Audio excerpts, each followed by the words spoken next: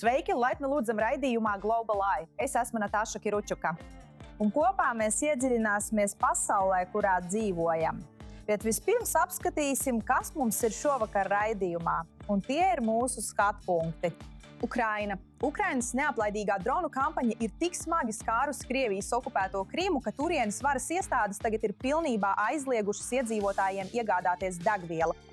Degvielas uzpildes stacijas turpmāk apkalpos tikai valdības transporta līdzekļus. Tas nozīmē, ka civiliedzīvotāji un uzņēmumi netiks apkalpoti. Šie stingrie ierobežojumi ieviesti pēc tam, kad Ukrainas uzbrukumā naftas bāzei ostas pilsētā Hersonā tika nogalināti 4 cilvēki un gandrīz 30 ievainoti. Šis ir stingrākais degvielas ierobežojums, kādu Krima ir pieredzējusi kopš Krievija 2014. gadā nelikumīgi anektēja pussalu. Un tas nav nejauši. Kijivas stratēģija ir skaidra – pārtraukt Krievijas degvielas piegādes, iztukšot tās kara budžetu un izdarīt spiedienu uz Putinu, līdz viņš būs spiests sēsties pie sarunu galda. Un Bolīvijas prezidents beidzot ir zaudējis savaldību. Rodrigo Paz ir izsludinājis ārkārtas stāvokli un nosūtījis karavīrus un buldozerus, lai nojauktu ceļu bloķējumus, kas jau gandrīz 2 mēnešus ir paralizējuši valsti. Mēs runājam par reāliem trūkumiem – degvielas, pārtikas, medikamentu un ekonomiku, kas zaudē miljardus. Tātad, kas stāv aiz tā visa? Jau vairākas nedēļas protestē arotbiedrības, pamatiedzīvotāju grupas un zemnieki, jo viņi vēlas, lai Paz atkāptos. Viņš ir Bolīvijas pirmais konservatīvais prezidents 20 gadu laikā, un viņi ar to nav apmierināti. Vairāk nekā 50 gadus. Vairāk nekā 50 dienas Bolīvija izrādīja pacietību, apdomību un vēlmi pēc dialoga. Mēs centāmies saglabāt mieru līdz pašam pēdējam brīdim, jo es vienmēr esmu ticējis, un arī šī valdība vienmēr ir ticējusi, ka līderspēks netiek mērīts pēc tā, cik ātri viņš izmanto spēku, bet gan pēc viņa spējas no tā izvairīties. Bet pienāk brīdis, kad nedarīšana vairs nav apdomība, bet kļūst par bezatbildību. Šis brīdis ir pienācis. Tagad visu šo notikumu fonā slēpjas Evo Morales. Viņš ir karstasinīgais bijušais prezidents, kurš valdīja Bolīvijā vairāk nekā 10 gadus un joprojām bauda milzīgu atbalstu. Paz saka, ka tieši viņš raust aiz diedziņiem. Morales apgalvo, ka tas ir pilnīgs absurds, lai gan viņš neslēpjas un pats saskars ar atsevišķām krimināla apsūdzībām. Tagad sapņu atvaļinājums pludmalē Dominikānas Republikā ir pārvērties par īstu murgu. Milzīgs ugunsgrēks ir izpostījis populāro kūrortpilsētu Bajahībi, nogalinot vienu itāļu turistu un ievainojot vismaz 9 citus cilvēkus. Gandrīz 1700 viesu bija jāevakuē, kad liesmas izplatījās pa pludmales ēkām viesnīcā Viva Vinham Dominikus Beach Hotel. Paskatieties vien. Izmeklētāji saka, ka ugunsgrēks izplatījās tik ātri un ir viegli saprast, kāpēc. Palmu lapu jumti un spēcīgs vējš noteikti ir bīstama kombinācija. Taču neskatoties uz visu šo hausu, varas iestādes tagad uzsver, ka plašā kūrorta teritorija ir atvērta un darbojas kā parasti. Grūti noticēt, redzot šos attēlus.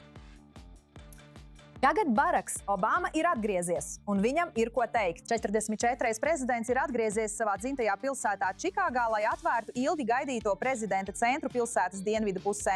Tas ir $850 miljonu vērts komplekss ar dārziem, galerijām un zaļo zonu, kura izveide prasījusi gadu desmitus. Tūkstošiem cilvēku pulcējās Ezermalas svinībās, kur uzstājās Stīvijs Vonders un Bruce Springsteens, un pat 3 bijušie prezidenti bija starp skatītājiem. Mēs vēlējāmies, lai tas būtu dzīvs, kopienu vienojošs svinējums. Kur mēs varam kopā mācīties un dalīties mākslas, mūzikas, sporta un rotaļu priekos.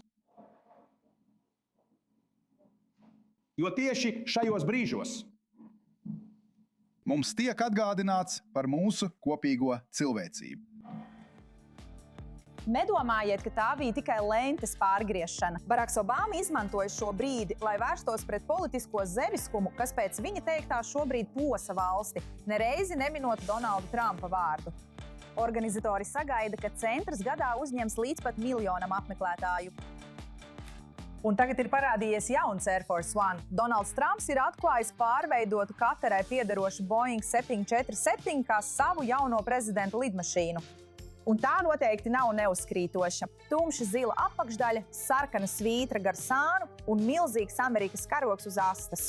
Trumps šo sauc par savu lidojošo balto namu, kādu neviens vēl nav redzējis. Šo lidmašīnu Katara uzdāvināja, un kad tā tika pieņemta pagājušajā gadā, tas izraisīja nemazums tētisku jautājumu. Un tā tiks izmantota līdz brīdim, kad Boeing 2028. gadā piegādās sen aizkavēto oficiālo nomaiņas floti. Trumps saka, ka jaunā lidmašīna savu starptautisko debiju piedzīvos nākamā mēneša NATO samitā Turcijā un veiks pārlidojumu 4. jūlijas svinību laikā. Un visbeidzot, dažas pozitīvas ziņas. Viena pote ir gandrīz pilnībā izskaudusi dzemdes kakla vēzi vienas paaudzes laikā. Pētnieki Anglijā ir nākuši klajā ar patiešām izcilu atklājumu. Jaunām sievietēm, kuras bērnībā saņēma HPV vakcīnu, gandrīz nav iespējas nomirt no dzemdes kakla vēža līdz 30 gadu vecumam. Patiesībā no 2020 līdz 2024 gadam neviena sieviete vecumā no 20 līdz 24 gadiem no tā nemira. Neviena. Līdz šim ir izglābtas apmēram 200 dzīvības, un zinātnieki saka, ka tas ir nieks salīdzinājumā ar to, kas vēl gaidāms, kad vairāk vakcinētu sieviešu kļūs vecākas. Tagad problēma ir tā, ka nepietiekami daudz bērnu saņem šo poti. Anglijā vakcinācijas aptvere ir 76%, kas ir krietni zem 90%, kas patiesībā ir nepieciešami, lai darbu pabeigtu.